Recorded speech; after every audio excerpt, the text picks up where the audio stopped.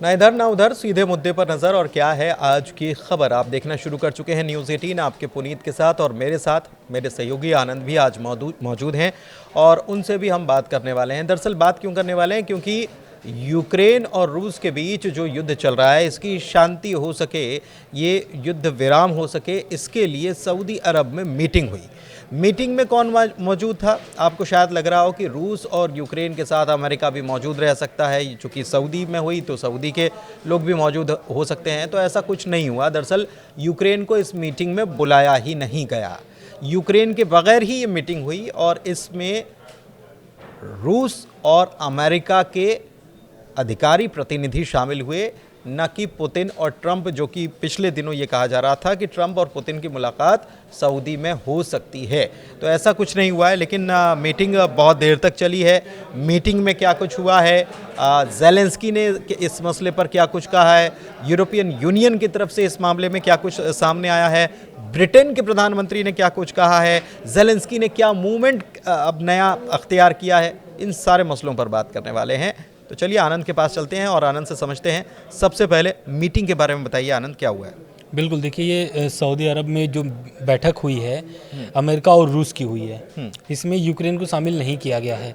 Ukraine इस meeting के पहले चिल्लाता रह गया कि मुझे भी बैठक में शामिल किया जाए, जो भी निर्णय लिया जा रहा है यूक्रेन युद्ध खत्म करने के लिए, उस बैठक में, उस रणनीति में यूक्रेन भी शामिल रहेगा। लेकिन ऐसा कुछ भी नहीं हुआ सऊदी अरब में। सऊदी अरब में ये बैठक हुई रूस और अमेरिका के बीच। रूस के 2 प्रतिनिधित्व थे और अमेरिका के 2 प्रतिनिधित्व थे।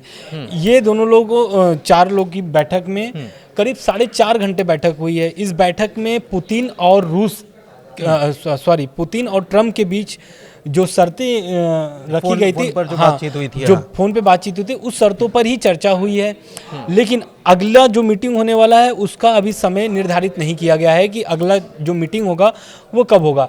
लेकिन इस मीटिंग के बाद से यूक्रेन अभी बहुत ज़्यादा डिस्टर्ब हो चुका है, इसलिए क्योंकि यूक्रेन जो है शुरू से चिल्ला रहा था कि भाई मीटिंग में मुझे शामिल करिए, लेकिन अमेरिका ऐसा एक भी मौका नहीं दिया, या फिर यूक्रेन से एक बार पूछा भी नहीं कि भाई मैं रूस में मीटिंग करने, सऊदी अरब में मीटिंग करने जा रहा हूँ। तो ऐसा कुछ यही तो है कि यूक्रेन और रूस के बीच वॉर चल रहा है और इसमें जो शांति समझौते पर बात हो रही है, अमेरिका रूस से अलग बात कर रहा है। यूक्रेन से जो बात हुई है, माना जा रहा है कि हमने जो पिछली बातें की थी, क्या ट्रंप ये कहना चाह रहे हैं कि हमने जो पिछली बातें की थी हम उसे ही मानकर चल रहे हैं और हम बात कर लेंगे रूस से? बिल्कुल, ट्रंप देखिए शुरू से ही स्पष्ट हैं, जब से आए हुए हैं 20 जनवरी से वो एकदम एक्शन मोड में है। और लगातार आप देख रहे हैं, रूस यूक्रेन हो चाहे इजराइल हमास हो, दोनों पर एकदम नज़र बनाए रखे हुए हैं।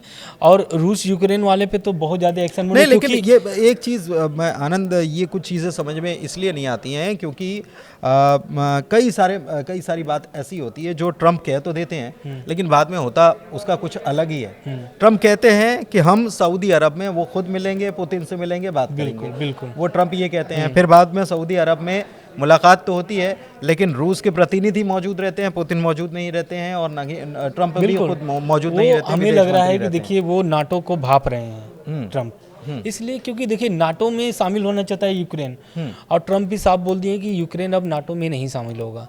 अब नाटो की जो यूरोपीय जो देश नहीं, लेकिन यूरोपियन यूनियन जो है, यूरोपीय देश जो हैं, उनको भी सबसे बड़ी बात यह है कि यूक्रेन ऐसा मसला है जो कि जिसका फैसला केवल अमेरिका तो नहीं कर सकता, उसके लिए यूरोपियन यूनियन और तमाम यूरोपीय देश जो हैं उनको भी कॉन्फिडेंस में लेना पड़ेगा, यूक्रेन को भी कॉन्फिडेंस में लेना पड़ेगा। लेकिन ये ऐसे कॉन्फिडेंस में लेते दिखाई नहीं दे रहे हैं। बिल्कुल, अमेरिका बिल्कुल अलग राह पर। सबसे बड़ी बात यह है कि ज़ेलेंस्की ये कहते हैं कि यूरोपियन यूनियन या यूरोपियन देश जो हैं उनको साथ में लीजिए, हमको साथ में लीजिए, बात करिए, लेकिन अमेरिका रशिया से अकेले बात कर लेता है। बिल्कुल, देखिए यही तो जब पुतिन से बात हुई थी ट्रंप की, तो 90 मिनट की बात हुई थी। इस बातचीत के दौरान यूक्रेन से भी ट्रंप ने बात किया था। लेकिन अभी जो ज़ेलेंस्की का बयान आ रहा है वो अमेरिका विरोधी आ रहा है बयान। उनका कहना है कि अगर अमेरिका साथ नहीं देगा तो बाकी जो नाटो देश है वो मेरे साथ हैं और अभी भी युद्ध हम लड़ेंगे, वो जैसे लड़ते आ रहे हैं। ऐसा लगता है कि साधने का काम चल रहा है। तो ये एक तरीके से जो सिनेरियो बन रहा है वो नज़र कैसा आ रहा है, वो ऐसा आ रहा है कि अमेरिका रूस को साधने का काम कर रहा है, रूस को अपनी तरफ लेने की कोशिश कर रहा है और समझाने की कोशिश कर रहा है कि हम युद्ध रुकवाते हैं, आपकी मांगों को मान लिया जाएगा। जो सीनैरियो नज़र आ रहा है वो मैं बता रहा हूँ। अंदर जो बात चल रही है उसकी बात तो ना की जाए, लेकिन दूसरी तरफ ऐसा लगता है कि ज़ेलेंस्की जो है उन्होंने साध लिया है बाकी के नाटो देश जो बाकी हैं नाटो उनको। देश देखिए तुर्की भी गए, अभी का अपडेट भी बता देते हैं कि तुर्की पहुंचे हुए हैं और अर्दवान से मुलाकात वो कर रहे हैं, और तुर्की जो है वो नाटो का सदस्य देश है। तो वो इससे एक पावर पहले साधने में पहले लगे हुए हैं। उन्होंने यूएई में भी दौरा किया था। हाँ व्लादिमीर जेलेंस्की ट्रंप के बयान के बाद वो यूएई भी गए थे, वहाँ पर मुलाकात किए थे नेताओं से। लेकिन अभी जो इस सब बीच आ रहा है, एक बयान और आ रहा है कि यूक्रेन की धरती पर ब्रिटेन की सेना उतरेगी। ऐसा इसलिए बोला जा रहा है कि यूक्रेन जो है, ब्रिटेन जो है वो यूक्रेन का अभी भी साथ दे रहा है। हालांकि नाटो के जो और सदस्य वो साथ अभी भी साथ में खड़े हैं, ऐसा नहीं है। ब्रिटेन के प्रधानमंत्री ये कह रहे हैं कि अगर जैसे शांति की बात हो जाती, शांति समझौता हो जाता है, तो फिर वो सुरक्षा की गारंटी जिसका जिक्र करते हैं यूक्रेन के राष्ट्रपति वोलोदिमीर ज़ेलेंस्की की, हमारी सुरक्षा की गारंटी का क्या। तो ब्रिटेन के प्रधानमंत्री कीर स्मिथ की तरफ से ये कहा गया है कि हम अपनी सेना भेजने के लिए तैयार हैं, और वहां पर लेकिन सेना ये भेजेंगे लड़ने तो के लिए नहीं भेज रहे हैं, हाँ। शांति जो अभी जो शांत माहौल करने के लिए, मतलब वो अगर ब्रिटेन का शांति कहना स्थापित हो जाती है तो वहां पर स्थापित हो सुरक्षा जाती के है। लिए सुरक्षा के लिए मैं, ब्रिटेन ने बोला है कि मैं वहां पे अपनी सेना खड़ा कर दूंगा अगर यूक्रेन चाहेगा तो। बिल्कुल। और उसके साथ साथ अब फ्रांस भी साथ में आ रहा है। हाँ, सबसे बड़ी बात यह है कि ये जो मीटिंग जिसका जिक्र आप कर रहे हैं, मीटिंग आज एक तो सऊदी में हुई और 4.5 घंटे के आसपास की मीटिंग हुई। इसमें क्या कुछ हुआ ये भी हम आपको बताते हैं, लेकिन इसके पहले भी एक मीटिंग हुई, और वो मीटिंग हुई एक दिन पहले फ्रांस में, पेरिस में, और ये इमैनुअल मैक्रों ने ये मीटिंग बुलाई थी। बिल्कुल। क्यों बुलाई ये मीटिंग, क्यों बुलानी पड़ गई? देखिए ये क्या है कि ट्रंप अभी अपनी मनमानी कर रहे हैं। उनका, ट्रंप का कहना है कि यूक्रेन युद्ध जो है वो खत्म होना चाहिए, लगभग 3 साल होने वाले हैं। तो उससे यूरोपीय जो देश है ना, उनके में खलबली मची हुई। क्यों? क्योंकि ट्रंप किसी का सुन ही नहीं रहे हैं, और वैसे भी नाटो से वो खफा चल रहे हैं। खफा इसलिए क्योंकि वो नाटो का एक, वो तो कह रहे हैं कि हम तो निकलने के लिए भी तैयार है, लेकिन मुझे लगता नहीं है कि वो निकलने के लिए तैयार है, बल्कि ऐसा लगता है कि वो भांप रहे हैं, या अमेरिका, दरअसल नाटो की एक बहुत बड़ा संगठन है, और इसकी खर्चे पानी जो है, अगर सामान्य भाषा में बोला जाए तो खर्चा पानी निपटाने का काम जो है अमेरिका सबसे ज़्यादा करता है, और अमेरिका चाहता है कि उसके ऊपर जितना भी बर्डन है वो कम हो जाए। बिल्कुल। इसलिए शायद वो ऐसा करने की कोशिश करता हुआ नजर आ रहा है। देखिए यही तो, अमेरिका शुरू से ही लगभग 3 साल होने वाले हैं और फ्रंट पर अमेरिका खेल रहा था यूक्रेन के साथ, है ना। और चाहे वो हथियार हो, चाहे फिर वो खाद्य पदार्थ हो, सभी चीज में वो मुहैया कराता था जो बाइडन के समय में। लेकिन जब से ट्रंप आए तब से सारी चीजें रोक दी गई है। ऐसा उसने बोल दिया कि भाई हम एकदम, जो विदेश मंत्री है वहाँ के हैं अमेरिका के, उन्होंने साफ बोल दिया कि अब यूक्रेन को कोई भी सहयोग नहीं किया जाएगा, सहयोग नहीं करेंगे। हालांकि रक्षा के तौर पर तो दिए जा रहे हैं हथियार, ऐसा नहीं है कि नहीं एकदम से रोक दिया गया है, लेकिन USAID जो है जिसकी बात करते हैं तो वो उसको बंद कर दिया गया। एक चीज़ और है जिसका जिक्र आप कर रहे थे कि फ्रांस ने ये बैठक बुलाई। फ्रांस ने बैठक क्यों बुलाई? फ्रांस ने बैठक इसलिए बुलाई क्योंकि फ्रांस को ही पहले से शायद ये मालूम था कि इसमें यूक्रेन को नहीं बुलाने वाले बैठक में, इसमें यूरोपीय देशों को नहीं बुलाने वाले, तो इनके बगैर अगर आप यूक्रेन के भाग्य का फैसला कर रहे हैं तो कैसे कर रहे हैं?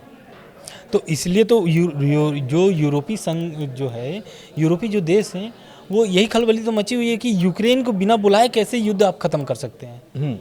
वो साध लिया है दरअसल, बेसिकली क्या है कि साधने का खेल है, और ऐसा लगता है कि ट्रंप कोशिश कर रहे हैं कि ज़ेलेंस्की कहीं ना कहीं दब जाएं, थोड़ा नम जाएं, लेकिन ऐसा लग नहीं रहा है। ज़ेलेंस्की ने साथ रखा है नाटो को, यूरोपियन यूनियन को।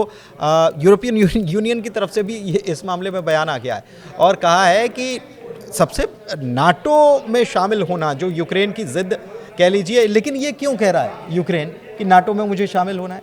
आनंद, पूरा तो यही बात था ना असल में। दरअसल जिस तरीके से रूस 2014 में कुछ ज़मीन यूक्रेन का हथिया लिया था, तो यूक्रेन का साफ कहना है कि भाई जो रूस की जो दादागिरी चल रही है बॉर्डर पर, उसको ख़त्म करने के लिए वो नाटो में शामिल होना चाह रहा था। नाटो में शामिल हो जाएगा तो उसके साथ 32 देश जो है कि युद्ध लड़ने के लिए तैयार हो जाएंगे।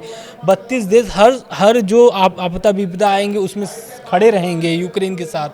तो बहुत सारी जो सुविधा है वो नाटो की तरफ से मिलेगी यूक्रेन को, वो इसलिए शामिल होना चाहता है। रूस यही नहीं चाहता कि यूक्रेन नाटो में शामिल हो, बल्कि ये जो 4.5 घंटे जो मीटिंग हुई है सऊदी अरब में, इसमें भी अमेरिका की तरफ से और रूस की तरफ से जो बातचीत हुई है उसमें रूस की तरफ से बयान निकल कर आया और रूस ने कहा है कि केवल ये नहीं चलेगा कि हम उसको शामिल नहीं होने देंगे या आपको शामिल नहीं होना, यानी यूक्रेन, अमेरिका ये कह रहा है कि यूक्रेन नाटो में शामिल नहीं हो सकता। लेकिन रूस की तरफ से ये कहा जा रहा है कि केवल इतना कहने से काम नहीं चलने वाला। 2008 में आपने ये तय किया था कि जॉर्जिया और यूक्रेन दोनों को आप नाटो में शामिल करेंगे और आपने इस बात की प्रतिज्ञा ली थी, तो ये प्रतिज्ञा जो है इसको तोड़ना पड़ेगा, इसको तोड़ेंगे तभी काम चलेगा, वरना ये मामला इतना आसान नहीं। बिल्कुल सही कह रहे हैं। लेकिन जैसे आपने एक बात बोला ना कि नए समीकरण बन रहे हैं, यूक्रेन युद्ध से नए समीकरण इसलिए दिख रहे हैं क्योंकि अमेरिका रूस से अपना दोस्ती बढ़ा रहा है, संबंध अच्छे कर रहे हैं। दूसरी तरफ जो अमेरिका का जो अच्छा दोस्त अभी माना जाता है ब्रिटेन, वो हर जगह खड़ा रहता है अमेरिका के साथ में। आज के समय में ब्रिटेन यूक्रेन के साथ में है। और सबसे बड़ी बात यह है कि ब्रिटेन यूक्रेन के साथ में आज के समय नहीं बल्कि पहले से भी है। जैसे अमेरिका अगर मदद कर रहा था तो ऐसा नहीं कि आनंद अमेरिका ही इस मदद बयान के बाद अगर बिल्कुल सब चीज दे रहा था, लेकिन इस बयान के बाद भी या फिर अमेरिका के एक्शन के बाद भी ब्रिटेन अभी नहीं पलटा हुआ है। मतलब डोनाल्ड ट्रंप चाहते हैं कि बाकी सारे भी लोग जो है कॉन्फिडेंस में लगता है कि डोनाल्ड ट्रंप ने ब्रिटेन या फ्रांस को लिया नहीं है, तभी फ्रांस इस प्रकार, क्योंकि बात ये नहीं है, बात यह है कि अगर ये पूरा यूक्रेन की जो अभी जो मौजूदा स्थिति है, रूस ने बहुत सारी ज़मीन पर कब्जा कर लिया है और अगर इस परिस्थिति में ये अगर शांति समझौता हो जाता है तो इमैनुअल मैक्रों भी समझ रहे हैं और ब्रिटेन के कीर स्मिथ भी समझ रहे हैं कि ये एक प्रकार से नाटो की भी हार होगी। बिल्कुल। और नाटो का दबदबा, नाटो की ताकत जो है उसको कम आंका जाएगा। रूस के आगे ऐसा लगेगा कि झुक गया है। देखिए यही तो है, नाटो अपनी ताकत दिखाने के लिए तो 3 साल से युद्ध लड़ रहा है, लेकिन इस युद्ध में अभी तक कोई भी ऐसा निष्कर्ष नहीं निकला, कोई चेत ही नहीं पा रहा है भाई कि युद्ध कब खत्म करना है। अब ट्रम्प आए हुए हैं पूरे तरीके से वो एक्शन मोड में भाई कि खत्म करना है युद्ध। 32 देश नाटो में है, चाहता तो वो लोग युद्ध कब का ही खत्म कर देता, क्योंकि यूक्रेन के पास उतनी क्षमता नहीं है कि वो अकेले लड़ पाए जंग। लेकिन आज के समय में वो लगभग 3 साल होने वाले हैं, वो अभी भी लड़ रहा है किसके दम पर, अमेरिका और नाटो के दम पर। लेकिन अब अमेरिका हाथ खड़ा कर दिया है तो कहीं ना कहीं नाटो पर दबाव बन रहे हैं, यूरोपीय देश पर दबाव बन रहे हैं। अमेरिका ने भी ये कह दिया था। सबसे बड़ी बात ये है कि अमेरिका ने क्या कहा, अमेरिका ने यूक्रेन को कहा कि आप जो है हमारे भरोसे मत रहो, बल्कि ये यूरोपियन देशों की भी जिम्मेदारी है। तो यूरोपियन देशों की जिम्मेदारी जब अमेरिका ने कहा तो यूरोपियन देशों ने ऐसा नहीं कहा कि हाँ झटक लिया जाए, बल्कि यूरोपियन देश जो है वो तैयार है कि हाँ हम जिम्मेदारी लेने के लिए तैयार है। एक चीज़ और, यूरोपियन यूनियन की तरफ से क्या कुछ कहा गया, इस बात को मैं यहाँ पर कहना ज़रूरी है। दरअसल यूरोपियन यूनियन की चीफ हैं उर्सुला वॉन डेर लेन, उन्होंने अमेरिकी दूत कीथ केलॉग से ये बात की और कहा कि यूरोप ने किसी अन्य की तुलना में यूक्रेन को सबसे ज़्यादा मदद आर्थिक तौर पर और सैन्य रूप से दी है और हम आगे और कदम बढ़ाएंगे, एक कदम और आगे बढ़ाएंगे और यूक्रेन के लिए न्याय संगत स्थायी शांति प्रदान करने के लिए अमेरिका के साथ हम साझेदारी करना चाहते हैं। मतलब ये भी कहा कि अमेरिका भी आके साथ में खड़ा हो, ये भी कहा है कि खड़ा हो। और अभी का टाइम जो है बड़ा क्रूशियल टाइम है, ये भी उन्होंने कह दिया कि अभी क्रूशियल टाइम है, तो अभी आपको ऐसा नहीं करना चाहिए। एक प्रकार से ये पूरा जो हो रहा है ना, ये संदेश अमेरिका को देने की कोशिश की जा रही है, क्योंकि रूस तो अपनी जगह अपनी बात पर कायम भी है। बिल्कुल। तो देखिए अब ट्रम्प भी तो अपना कुछ रणनीति बना करके आए हुए हैं, उनका 100 दिन का टारगेट है। हाँ, अब वो 100 दिन के टारगेट को अपने वो एकदम निशाने पर रखे हुए हैं कि भाई ये जो 100 दिन का टारगेट है, इसी टारगेट के अंदर में युद्ध खत्म करना है। क्योंकि वो इजराइल और हमास वाले में तो कोई दबाव ही नहीं हुआ, सीज फायर कर दिया गया। हाँ, हिजबुल्लाह का पहले ही हो गया था, हिजबुल्लाह और इजराइल का बचा था, हमास और इजराइल ये दोनों का भी हो गया। अब आखिरी जो बचा हुआ है, लगभग जो 3 साल से युद्ध चल रहे हैं रूस यूक्रेन का, उस पर भी सोच रहे हैं कि कैसे भी करके वो खत्म हो जाए। लेकिन आज की जो हाई लेवल मीटिंग थी सऊदी अरब में, इस मीटिंग के बाद से अब यूक्रेन का क्या बयान आता है, क्योंकि जेलेंस्की पहले से ही बहुत सारे गुस्से में है अमेरिका को लेकर के कि भाई वो कुछ कर भी नहीं पा रहे हैं क्योंकि मदद भी मिल रही है, तो वो इतने खुलकर बयानबाजी नहीं कर पा रहे हैं। यूक्रेन छोड़ करके सभी देशों में वो घूम भी रहे हैं। हाँ। चाहे वो यूएई हो चाहे तुर्की हो, अभी तुर्की में है। हाँ। इसके पहले रविवार को यूएई में गए थे। वो सऊदी भी जा सकते हैं, ऐसा खबरें हैं कि सऊदी जा सकते हैं। उन्होंने बोला कि वो जा सकते हैं, लेकिन उन्होंने बोला कि हमको इस बातचीत के लिए तो नहीं बुलाया गया है। हाँ। सबसे बड़ी बात यह है कि बातचीत के लिए नहीं बुलाया गया। लेकिन तुर्की में उन्होंने क्या कुछ कहा है ये देखिए, बहुत ज़रूरी है। हम उम्मीद करते हैं कि सुरक्षा गारंटी अमेरिका, यूरोपीय संघ, तुर्की और पूरे यूरोप के द्वारा प्रदान की जाएगी। हम किसी भी हाल में अपने अस्थायी रूप से कब्जे वाले क्षेत्रों को रूस के हिस्से में मान्यता नहीं देंगे, रूस के रूप में हम मान्यता नहीं देंगे, क्योंकि हमारे इलाके जो हैं उनके ऊपर रूस ने कब्जा कर लिया। तो हम ये नहीं कहेंगे कि रूस ने कब्जा कर लिया तो वो रूस हो गया, वो हमारा हिस्सा है और हम मतलब पहले वाली पोजीशन चाहते हैं। बिल्कुल, देखिए यही तो इस बयान जब ये ट्रम्प ने जब धमकी दी थी कि यूक्रेन कभी भी रूस में शामिल हो सकता है, तो इसके बाद जब यूक्रेन के जो राष्ट्रपति हैं जेलेंस्की, उनका बयान आता है, वो बोलते हैं कि हम ज़मीन का अदला बदली करने के लिए तैयार हैं। आज का जो इनका बयान है तुर्की वाला, और उससे बयान से तुलना किया जाए तो उनका अभी भी वही मांग है कि भाई जो कब्जे में है रूस के वो मुझे ज़मीन दीजिए। लेकिन अमेरिका बोलता है कि जो आपका जो लगभग 3 साल से जो युद्ध चल रहा है इसमें जो जमीन गई है वही मिलेगा। 2014 वाला जो बॉर्डर है उस पर मैं कोई बात नहीं करूंगा। परिस्थिति ये बन रही है ना कि अमेरिका के राष्ट्रपति डोनाल्ड ट्रंप और जेलेंस्की दोनों के बीच में ऐसा चल रहा है कि तुम डाल तो हम पात क्योंकि ये ट्रंप की तरफ से ये कहा गया कि वो $500 बिलियन के खनिज जो हैं, खनिज उत्पाद वो हमको देना चाहिए। तो उन्होंने हाँ ठीक है, कोई प्रॉब्लम नहीं है, कोई दिक्कत नहीं है, आप आ जाओ, ले लो, अच्छा है, आप इन्वेस्ट करो, हमारे लोगों को भी तो यहाँ से रोजगार मिलेगा इससे। अब अगर आप इन्वेस्ट करोगे तो हमारे लोगों को रोजगार मिलेगा और आप भी अपना बिजनेस करिए। तो ये कह दिया था। इसके बाद फिर नई चीज़ें निकल कर सामने आई। अब ये बात ये है कि अभी तक जो परिस्थितियाँ, जो नज़ारा दिखाई दे रहा है, वो लग रहा है कि ट्रंप का पुतिन की तरफ या रूस की तरफ कुछ ज़्यादा झुकाव नज़र आ रहा है और इसीलिए यूरोपियन यूनियन जो है वो बार बार खींच रहा है, अमेरिका को बार बार कह रहा है कि भाई आप हमारे साथ में खड़े हो, लेकिन हमारे साथ रहकर बात करो। इसमें कहीं ना कहीं जो अमेरिका जो ये प्लान बनाया है रूस को अपने दोस्त बनाने के लिए, इसका बस एक कारण है, वो चीन को कमजोर करना चाहता है। अमेरिका सुप्रीम पावर अपने आप को बनाए रखना चाहता है और वो जानता है कि हम स्वघोषित मुखिया हैं, और स्वघोषित मुखिया हैं तो कोई और ताकतवर, और अभी तो रूस और चीन दोनों साथ में आ रहे थे तो ऐसा लग रहा था कि ताकत जो है वो बढ़ जाएगी। तो अमेरिका को अपनी ताकत खोने का डर है, ऐसा लग रहा है। बिल्कुल अमेरिका यही तो चाहता है, क्योंकि देखिए जो ट्रंप हैं वो व्यापारी आदमी है और वो व्यापार के नज़रिए से भी देखते हैं देश को, विदेशों को।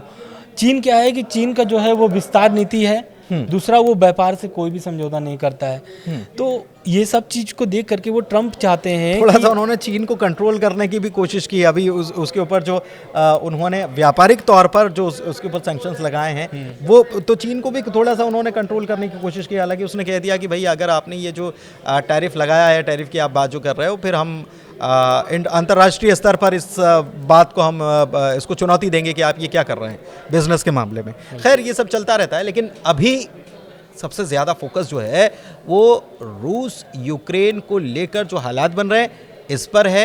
अब देखना होगा कि अभी तो अगली मीटिंग की तारीख तय नहीं हुई है, लेकिन जेलेंस्की अपना दांव चले जा रहे हैं।